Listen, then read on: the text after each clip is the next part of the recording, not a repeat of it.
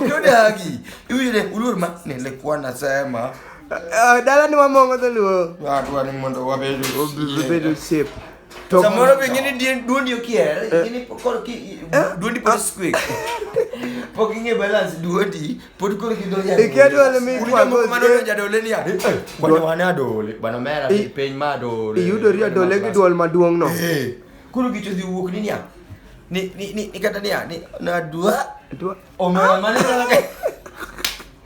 Odhire ndono. Ogo piny mabare. Ogo piny mabare to ywak. Kubeto ne nyalo banyore ndo to barre odwa ywak nyaka dala.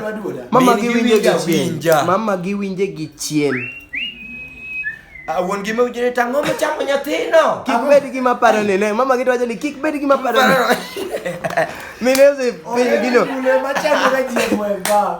Yathi joka ngane mama ni ngene. Ni kiwuondi ni kwa rombe bath dala kanyo mondo minge ko pacho jodala ni nyathino. Ok embiol to onyu yani miri madema kako wach gino piyo aso gik mane late ne ok wachre ga be nisefwenyo gino.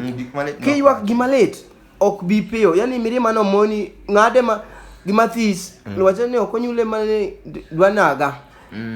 Omera gino mondo wach en gimino to ywak kuri ngene chentire kaka miri machabiro omera mama gi da yude kata ne yang mama u bino kwa mama gi pesa moro poko duoko to setemo online pesa na toko ne odhione no koko dhi duok ne wuode ai be chako dhi okinyo nyare moto bale nendo gidwa nyisa gima gidwaro kuoma gima gidwaro dala naka dwa ng'e an nyari mopakre nyaka gi nying kata an nyari ngane to seche go nying mane winjo nyinge moko ma richo aya kora adwa penji adwa ni mondo penji gimoro tang'iane ka unyalo konya unyalo winjore pa kind nyako modak e town gi nyadala ere nyalo koma inyalo advise ng'ato mondo nyuom ka ng'ama dwa nyombo anto okata na wene nyi town marat kata amedo ng'ada amba win patch mo bwana ni bende bange koro wewe anto ka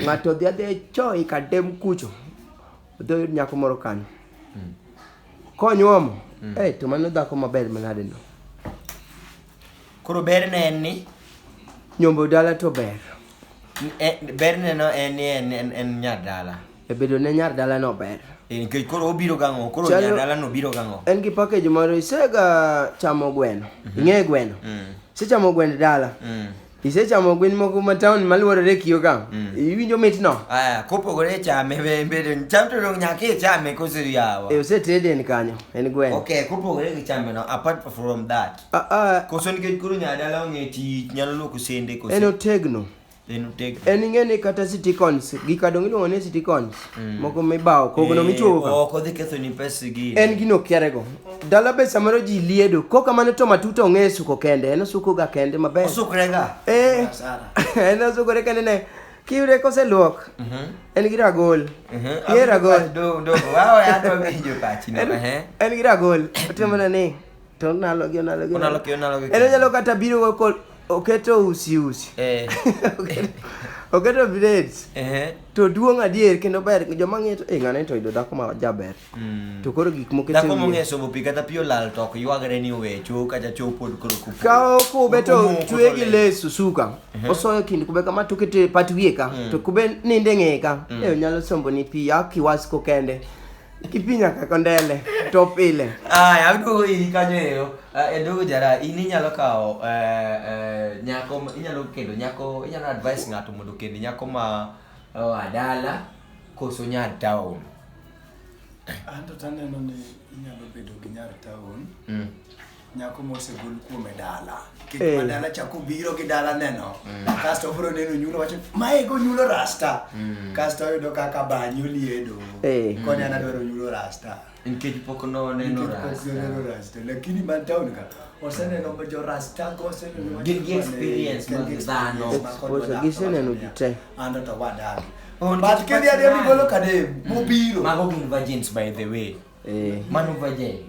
Bergi. Ukuro mage mosebel. Magi to sebile. Gimbe gise nyaka bilo. Gimbe gise bilo. Ginto itigi. Gin kata kitimoni yani kata ka gimoro ka itigo mane kama gino ne bere. Kata ito se yaore koro kata gimoro. Kata gimoro kai to igoni to oseng'iyo. To madala. Kati yue mane pata tiendi ni loso lima beri bedi. Madala tingeni nyalo nchini timori nade. Koro ng'ama duong' ng'ina ywak ne kamano. Karok yani sere. To town ka. So ini wacho ni town gini nikech gin gi experience mane gima nyalo miyo. Koro ikep ni town. To manyi town gi awinjo ni gin nyiri moko mabende ok iwinjo gima nondike Facebook jano ka wache ni Kisumbua ka. Koro sani Kisumbua ka ni iyudo pesi moro matin kaito inga gi nyadendi ni moro. Iyawo ne ohala kata mana mar duka moro, ohala moro mag boutique kata kia nango. Kaito idhi yudo ni customer madhi kende. Kendo customer no kanyo to gitimo go maracha. Dira duka ni en adieri kose na gimi wacho. Gino to nya. Adwa winje pachu. Lakini ji to pogore. Ji opogore. Ji pogore nade? Pogruok no emiwuoye. Batando to gima ng'e ni ng'et ni ng'et maka tok ng'et ni udago higni 20. To ko ken ng'et to biro were to dhi yudo jakadem no kucho. Waseu jakadem kama gipurania. Koso jakadem biro mako ni wagini. Waseu luongo nying gi. Kasi maji to ike. Tindi sebedo kode pradi. Chandri achanda ya wacho ni ya wajiga ni ya wata chandra go malich kama. Kasi to god Alphonse time adhi mongo oryanka. To perene ya. Iyudo ni customer mokawe no. Be ing'e gima nyiewo kanyo malich. En oseng'e. Bisega nitie joma ong'e kodhi kata hotel. To ong'e ni en ong'e package ne. Ikelo ne gike ong'e. Embe kodhi duka kata ji ng'eny. No ka isolwe do kar siwa kacha. Ti nalo ne timiye tikawo pesa. Matin en mane gimo kawo ga kanyo. Tiyudo ni en customer kanyo ma regular to ni en ma pod chako kawo dhako ni. Dhako no to pare nango. Chiegi mani yiepo ne no. Sama koro kawo ja nyiepo manyiewo mana gicha. To pile. Mane ng'ama koro embu kawo. En wach malich ahinya miya ne point no. Ong'e ni ng'ano ng'e gine ne momiyo dhi pile. To ma wach matek manade matimore Kisumbua ni yawo jothurwa. Bas mondo mi ine ng'e matut kuom gik matimore gi every Wednesday. Kik wi wil gi subscribing, hitting the bell button. Mondo mi wachopo 100k. We are on the road to 100k. This is 2022. 2021/2022. Mad love.